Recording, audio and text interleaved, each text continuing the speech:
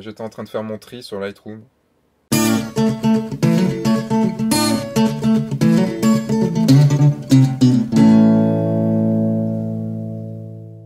Bonjour, je suis Sébastien Roignan et vous êtes bien dans l'avant-dernier épisode de Au Coin de F1.4, avant l'arrivée de la saison 2 de F1.4 qui va débouler sur vos écrans, en fait, du coup, sur vos écrans d'ordinateur, en fait, le 8 septembre 2013 à 20h. Suspense! Aujourd'hui, je vais vous parler de tri sur Lightroom.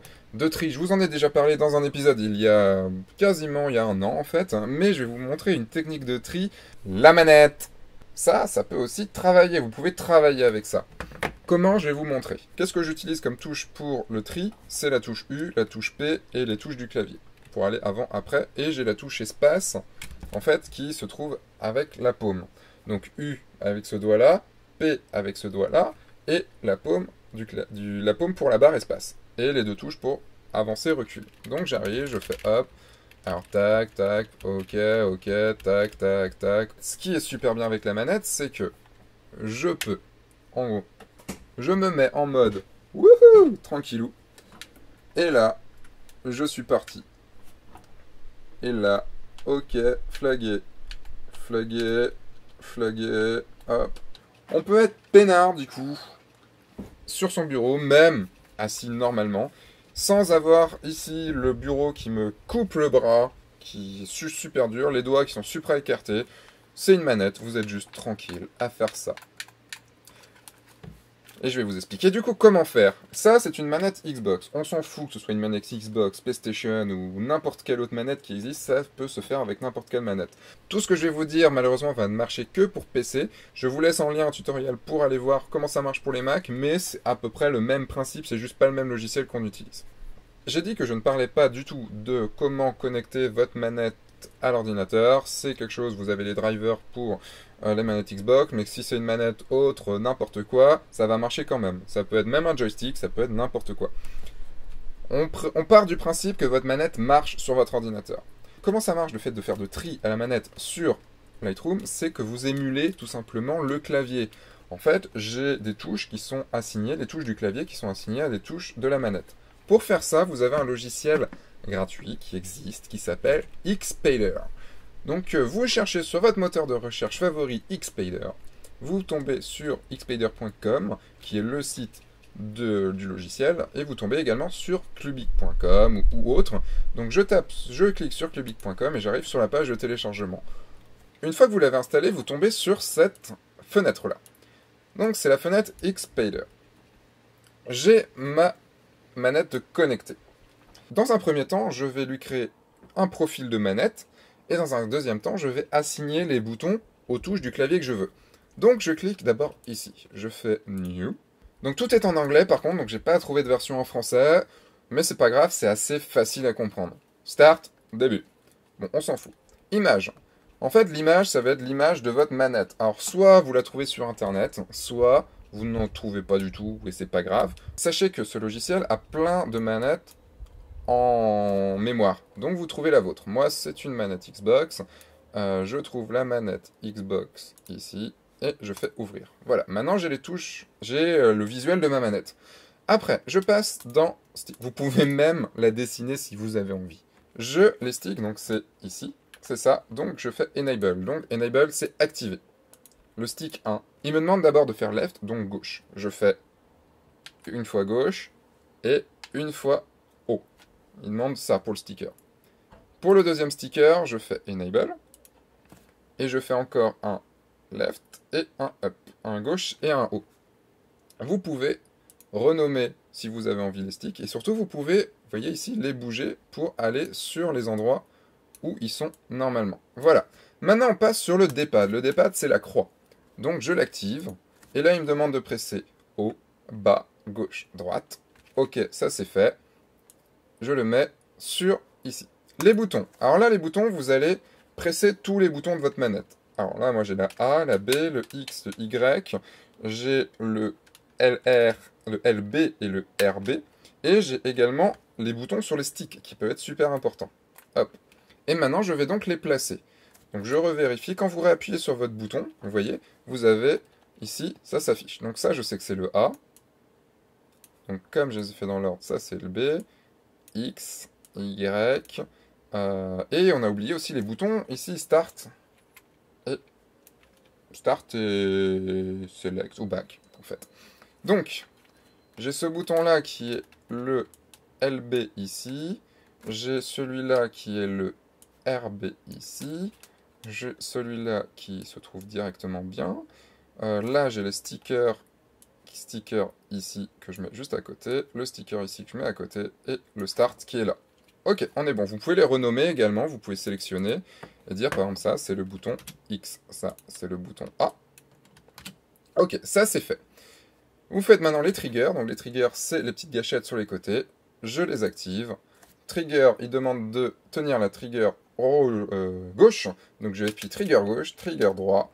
Et vous voyez qu'ils sont arrivés. Et j'ai plus qu'à faire finish, close. Une fois que ça c'est fait, pour éviter de le refaire après, vous faites juste un save as. Et donc voilà, je l'appelle un Xbox. Et je vais l'appeler F14, histoire que ce soit bon. Tac. Et vous voyez, là, c'est arrivé ici. Je peux changer directement si j'ai par exemple une autre manette. Maintenant, vous voyez, on peut contrôler. Vous testez ça, voir si ça marche. Vous appuyez sur les boutons pour savoir si vous les avez bien placés. Hop, on est bon, ok. Maintenant, on va linker les touches du clavier aux touches de la manette. Comment ça marche pour linker votre clavier à la manette? En fait, vous cliquez sur le bouton, ici par exemple, et vous allez désigner quelle touche du clavier, voir quel agencement de deux touches du clavier peut marcher, parce que vous pouvez faire un contrôle Q par exemple, imaginons. Et c'est là où c'est assez compliqué, c'est là où j'ai passé du temps, où je suis revenu, j'ai réessayé plein de choses, parce que sur Lightroom, en fait, j'ai quelques boutons que j'utilise et j'utilise pas tous les boutons.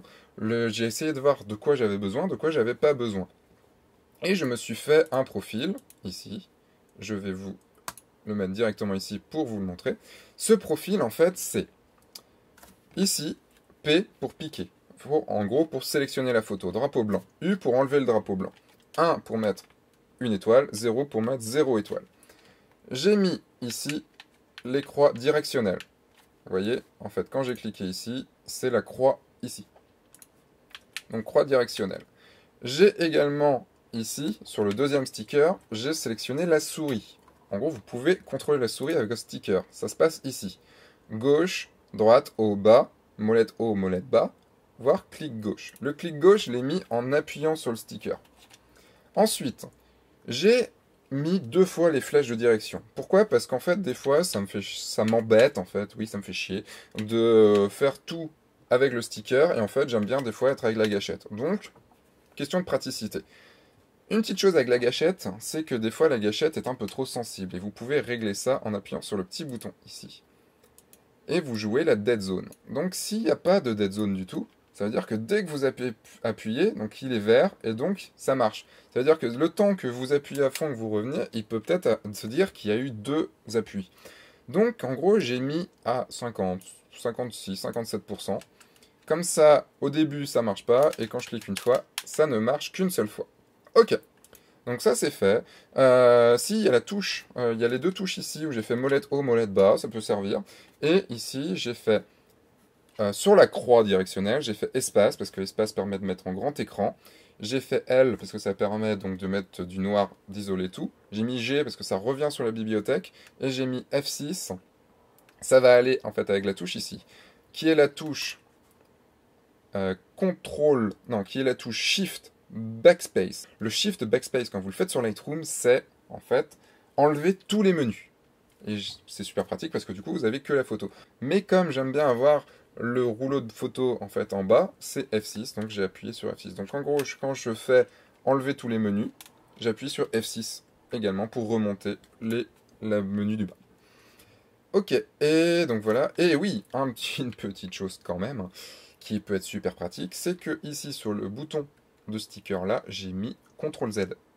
Et ouais, CTRL Z, ça peut vachement vous servir quand vous faites votre tri. Et j'ai appelé ça Lightroom, je pourrais appeler ça Lightroom Tree. Et donc, ce qui fait que quand j'arrive sur Lightroom, je me mets, je dis, ah tiens, celle-là est pas mal, je la pique. Celle-là est pas mal, je la pique. Ah non, je me suis trompé, je reviens en arrière, je l'enlève. Je veux mettre une étoile, j'appuie là, j'en veux enlever une.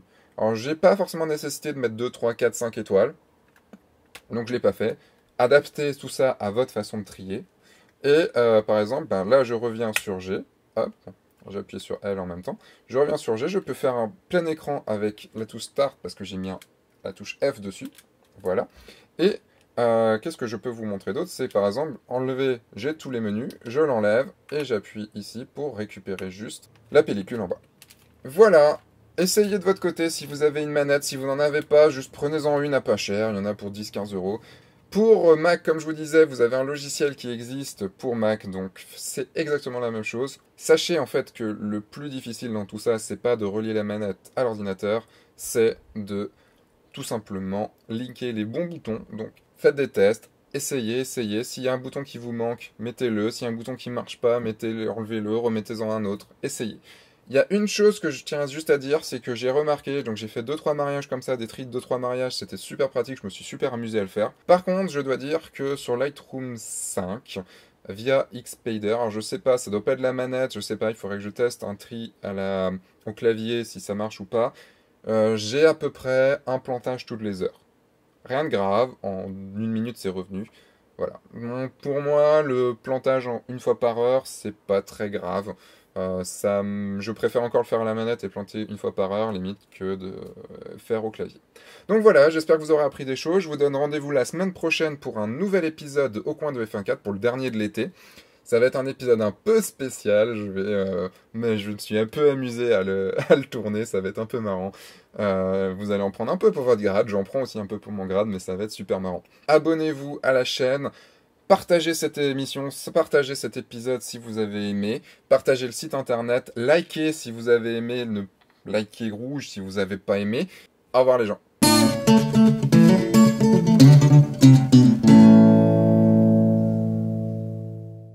Et surtout pas à... Je hais cette chaise.